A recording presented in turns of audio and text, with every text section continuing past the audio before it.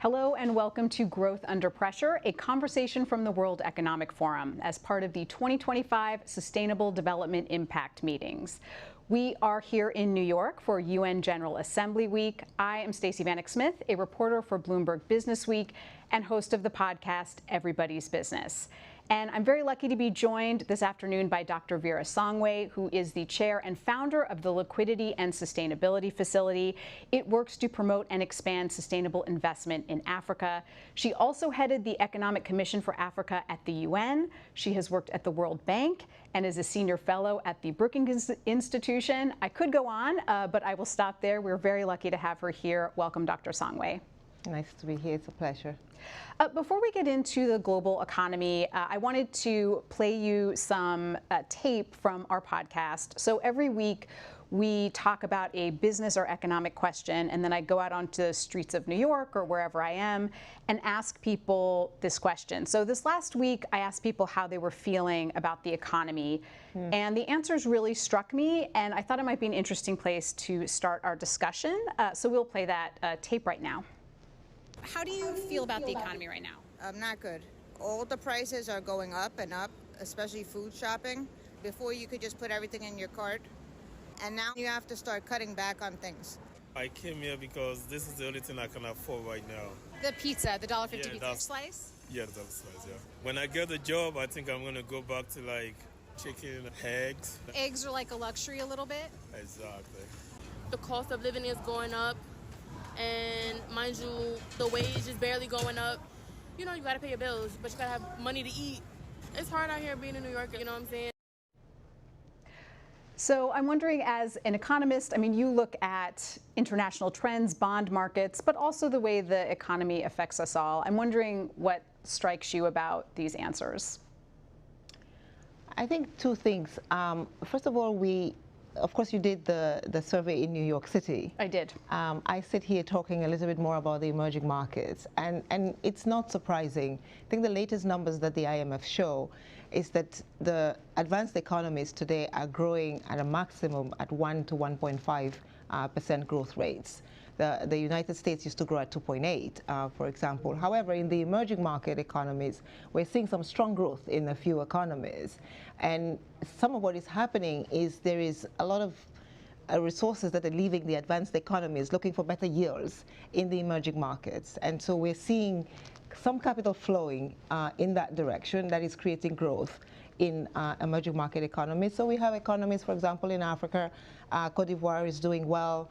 Angola is doing well. We have economies that are, beginning. Of course, all of us, advanced economies and emerging market economies, are coming out of COVID. We're coming out of, high inflation, expensive cost of living, particularly in the emerging markets. We saw a lot of our economies with depreciation. So, cost of living got really, really hard. But then we also had the climate shock. So there are a couple of drivers that I think are affecting not only the emerging markets, but also the advanced economies.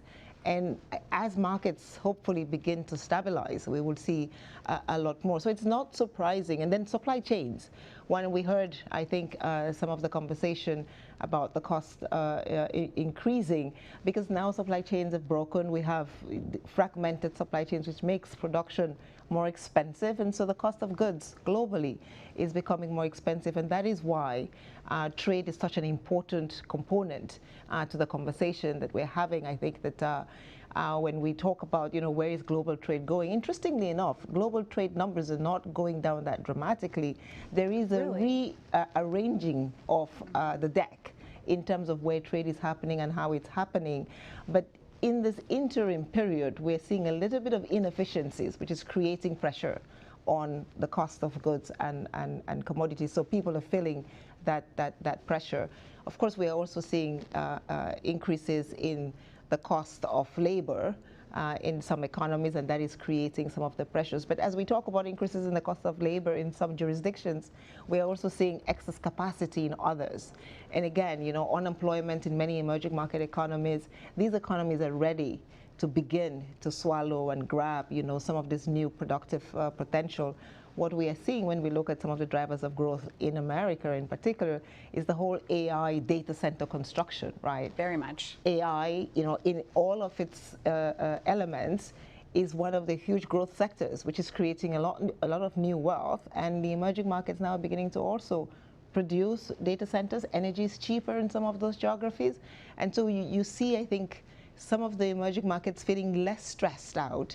But what is the most important for emerging markets is that when the G7 economies do not grow as fast, the rest of the world takes a little bit of a hit. So it is in everybody's interest that at least the G7 economies, the United States in particular, and China to a large extent, because we have the sort of two poles. China pulls the East, and the United States pulls a lot of the Western economies, particularly the economies in the Western Hemisphere, Mexico and Latin America. I think we need these two economies to continue to grow so that the rest can get pulled up. So before we go more global, I wanted to go a little more national. So you grew up in Cameroon. It's a big exporter, big exporting country, a lot of agriculture, a lot of cocoa, a lot of coffee, and other big products. What is happening in the economy right there? If we went out and talked to people on the streets of Cameroon about how they were feeling about the economy, what would they say? Are they seeing the growth you're talking about, or what are things like there? Cameroon is an interesting economy because Cameroon has mineral resources. It also is an agricultural economy, and it has a service economy. Over 50% of its GDP is in the service sector. And so there is a lot of innovation happening in the service sector, but we have a lot of constraints in some of the key drivers of growth, which is the right infrastructure. One of the big drivers of growth today is infrastructure. We don't have the right infrastructure. Is that like roads and? That's roads, that's telecommunication. I just talked about AI and the importance of AI, because with AI you can create your own jobs. And so yes, we do have connectivity, but we do not have the speed and scale, right? It's not enough to be connected to the internet. You want to be able to be connected at the millisecond. Right, and so essentially you need quick connectivity, and you need the price to go down so that you can actually, if somebody were going to consume your service globally, and somebody was in the Philippines, say, or the Philippines has perfect connectivity, so they do the back office. Today in Africa, we have a lot of many African countries, Senegal, Rwanda, Benin, all doing back office services, Madagascar doing back office services. I think Cameroon would like to do that as well. What are back office services? Answering the telephone, playing the role, call centers, exactly. And I think that there's a lot more opportunity. In Asia, there's about 100,000 jobs in this sectors. Some of it is going to start migrating to the continent, but for it to migrate effectively, and for the youth in Cameroon in particular to see the benefits of that migration, we need better infrastructure, we need better roads, we need better internet connectivity, and then of course you need better health and social services. But all of this is coming at a time when the cost of capital for the continent, Cameroon and otherwise, is quite expensive. So even if the government had in its growth plans the desire to build, we just completed the third hydro dam. Even if we wanted to do another electricity base load provider, we will need capital, and capital is expensive. It's expensive to borrow money. That challenge of trying to borrow money at affordable rates, continues to be critical for Cameroon, as it is for many of the emerging market economies. So if you went to Cameroon today, I think you will hear from many of the youth, we need better infrastructure, we need certainty in the economic investment environment. There's a lot of youth that are coming out that want to start their own businesses. They would love for the regulatory framework to make it easier for them as local youth to be able to set up a business in a day, as it is in some African countries. To go a little broader, you've written quite a bit about how to grow the economies in Africa through trade and alliances.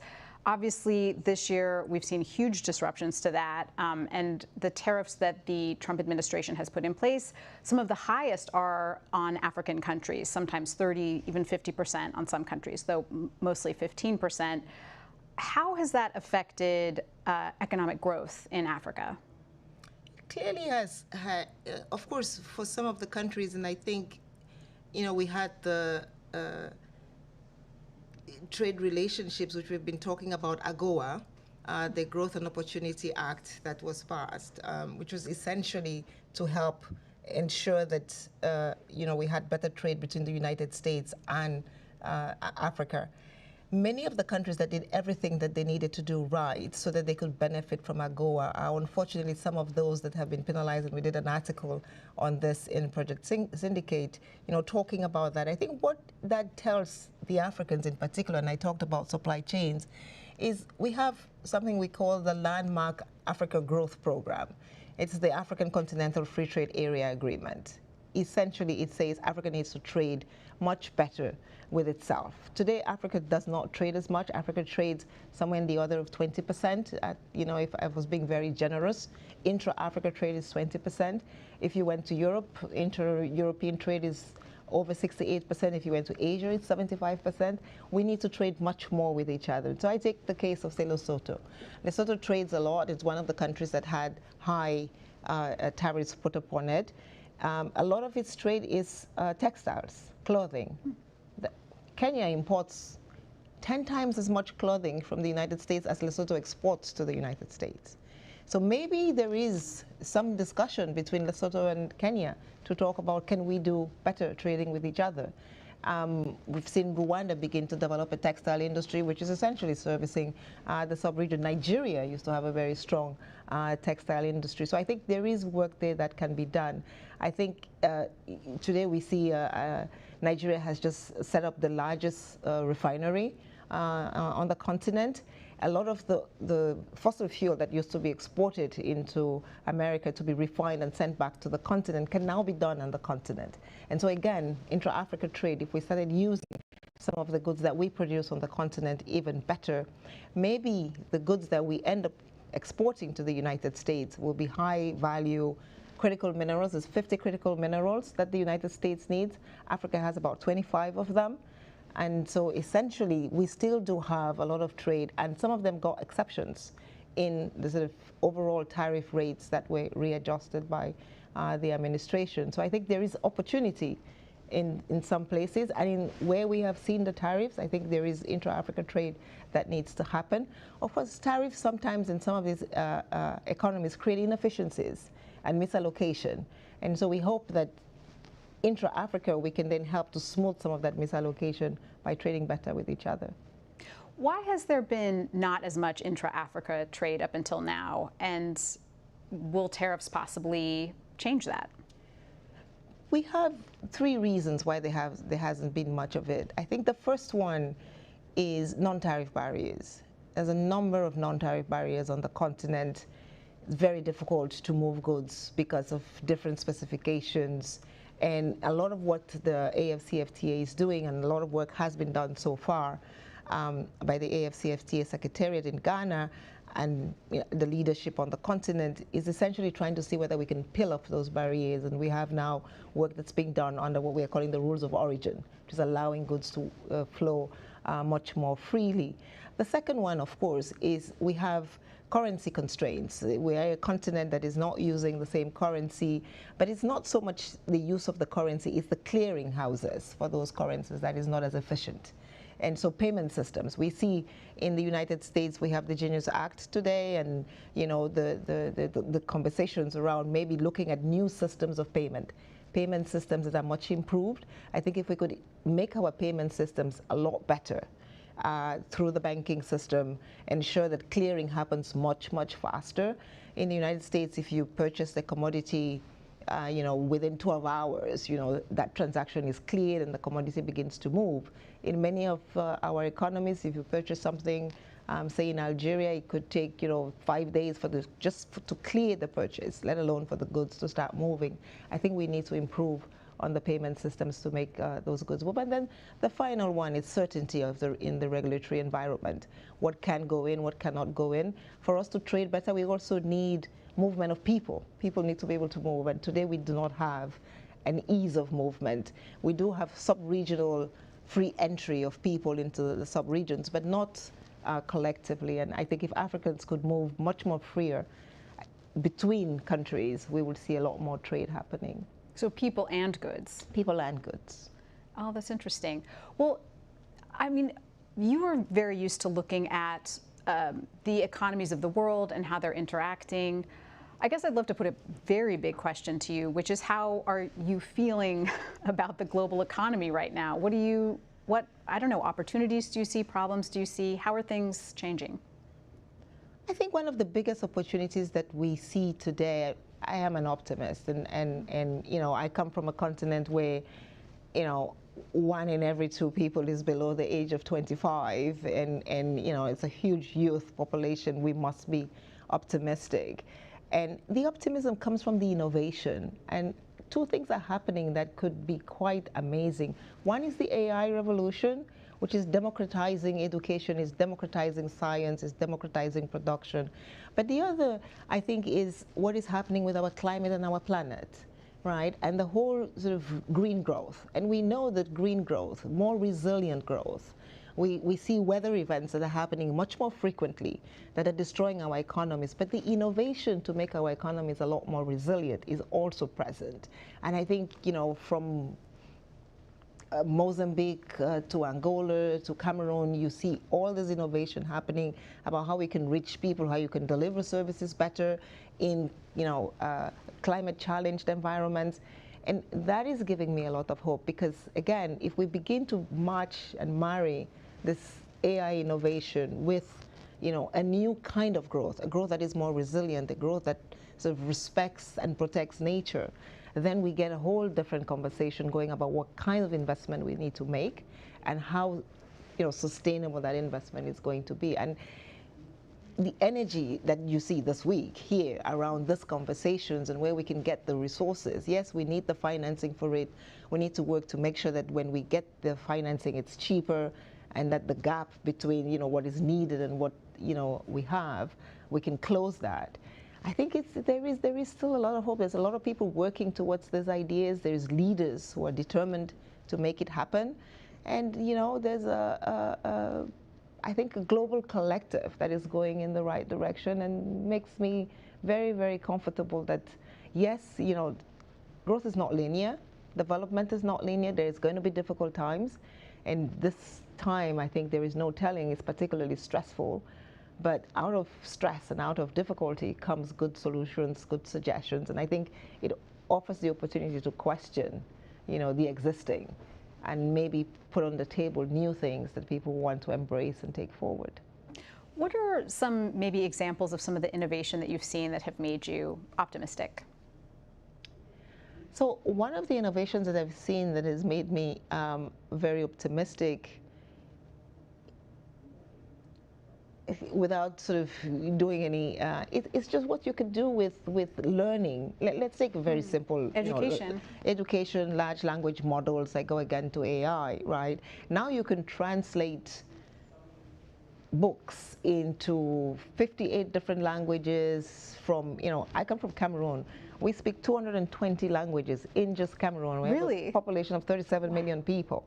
So just imagine if we had to translate everything so that kids, and we have evidence that says that when kids, you know, from year 1 to year 7, learn in their local dialects and languages and cultures, they learn much faster.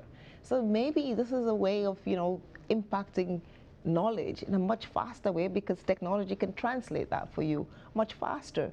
Now people will say, oh my gosh, you know, all those jobs are going to get lost. No. The fact that you can translate that much quicker means people can be more innovative much faster, and so we can create new tools and new technologies for some of the challenges that we've not been able to do. You take research, for example, DNA. You know, we have Nobel Prizes that have been awarded because people were able to sort of understand how to match DNA. But this was happening only in laboratories that had access to that information. Today, there is technology out there that allows for a scientist, you know, in the wilds of Mauritania or Senegal, to be able to analyze that DNA and do the same kind of scientific work that is happening in the best universities in the United States. That kind of democratization means, in the health sector, for example, we have something called forgotten diseases. Those are diseases that do not affect those in the wealthy parts of the world, and so there's not a lot of research that's done on them. But it's also because people don't have access to do the research. But if we can start doing the research, then we can find malaria, the cure for malaria in Republic of Congo, because there are scientists that don't need to travel to do the research. And that's what gives me hope, is that, you know, we're beginning to because of science, because of technology, because of infrastructure access, we can actually localize and find local solutions that become global because somebody's working on them every day because it's worrying them the most. That's so interesting. I feel like here in the US, the conversations around AI are sort of equal parts fear-based, like you were saying, around job loss and also around the opportunity. But it sounds like you really see a lot of opportunity potential. And I'm also wondering if some of the trade barriers you're talking about could be helped by AI as well. Of course, trading will happen almost seamlessly. I think if we went, again, in the banking sector is talk about, digital currencies, central bank digital currencies, is talk about stable coins that is going to help accelerate the trading system. But I think also that you mentioned the word, maybe not fear, but there has to be some caution. And I think the caution is around what we use the data for, how we use the data. And I give you an example. During COVID, we did, at the time I was at the Economic Commission for Africa, and we were sort of trying to make sure that the citizens on the continent were aware of what needed to be done around COVID and how you could, use your protective gear. And we found out that there was a lot of discussion about COVID in one particular country. And we thought, wow, everybody's talking about COVID and they know about COVID. But it was all misinformation. A lot of it was misinformation. And so, yes, everybody was using their phones. Everybody was, on. The information was there. But the information was there. It was the wrong information. And so I think there is something around making sure that people are getting the right information. And, when you're dealing with things like COVID, the wrong information can be very costly. And so I think that's an important part. The other thing is about data protection and who is using your data, where it's going.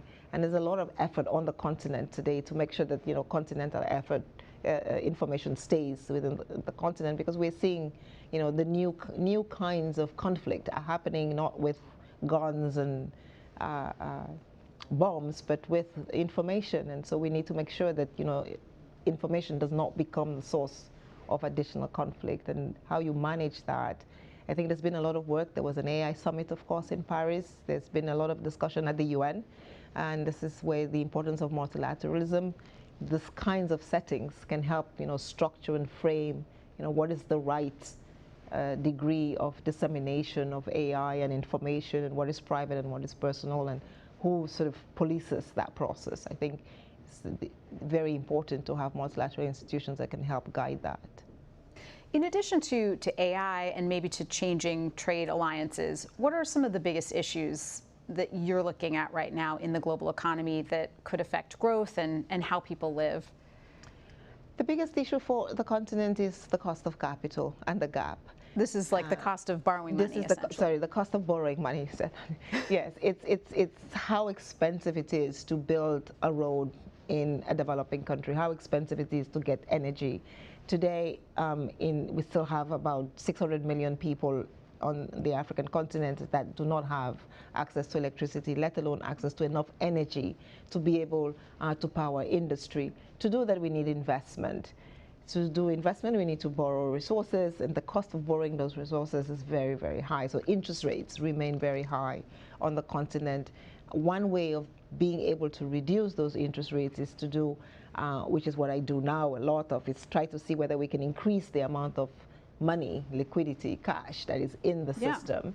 Because if there is a lot of it, then the prices go down, and so you can do a lot more investment much faster to meet and close the infrastructure gap, the human infrastructure gap, and sometimes the policy gap that's needed. So I think that's really the big debate that is happening, because if we can do that, then we grow. And essentially, if we grow faster, then our debt is, reduces.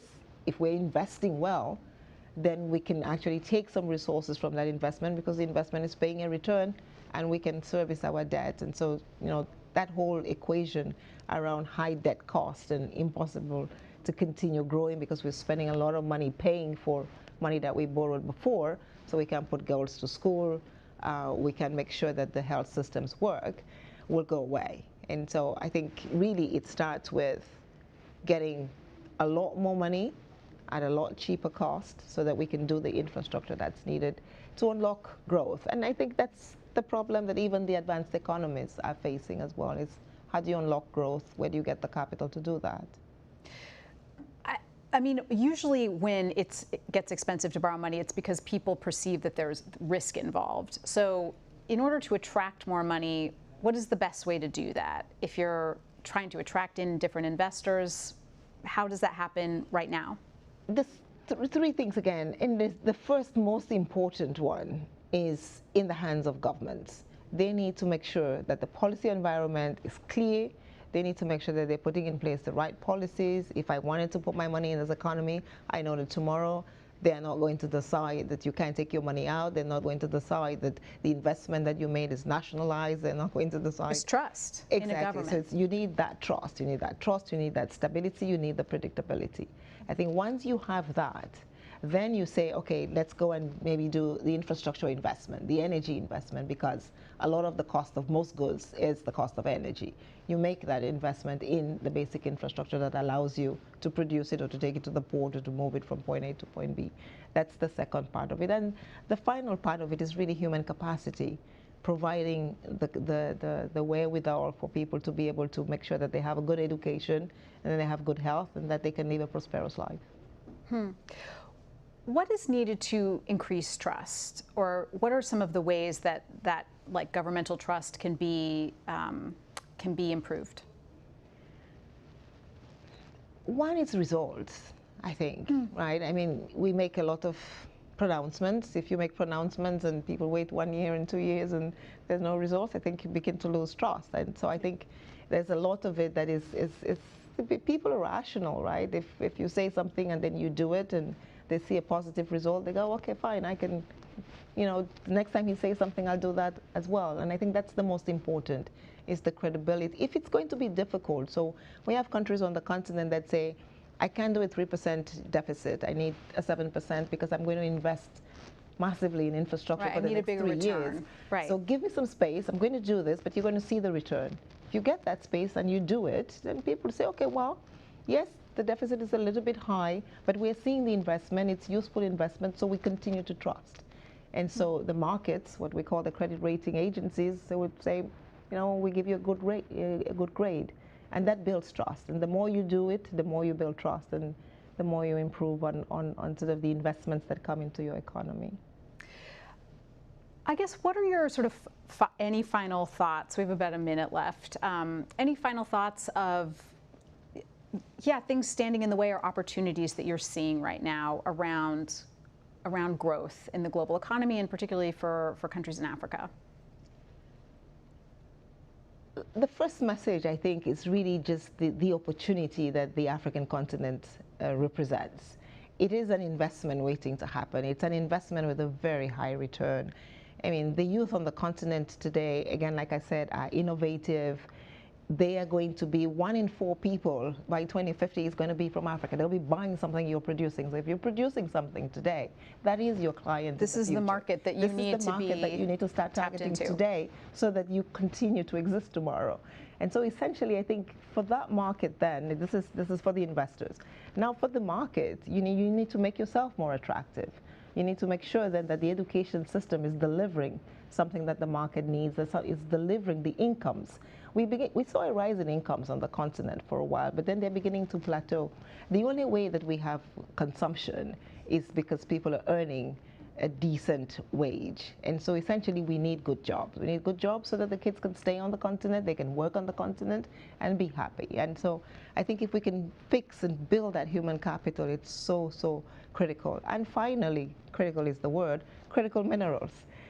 The production of critical minerals, the value addition of critical minerals. Like I said at the beginning, many African countries have one of the 50 critical minerals in the U.S. Minerals Act.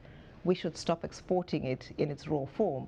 We need to begin to transform those minerals on the continent. We need to add value on the continent. And the more we add value on the continent, the much more our prosperity, you get a higher markup by definition, and you see prosperity, you see innovation. All right. Well, Dr. Sangwe, thank you so much for your thoughts and your wisdom on the topic of global growth and for the work that you do. Thank you, everybody, for joining us here this evening. Now, if you have any questions or comments for me or for Dr. Sangwe, there is a hashtag you can use if you want to post on social media. That is SDIM25. That is hashtag SDIM25. We would, of course, love to hear any thoughts or questions you have. And thank you so much for joining us this afternoon.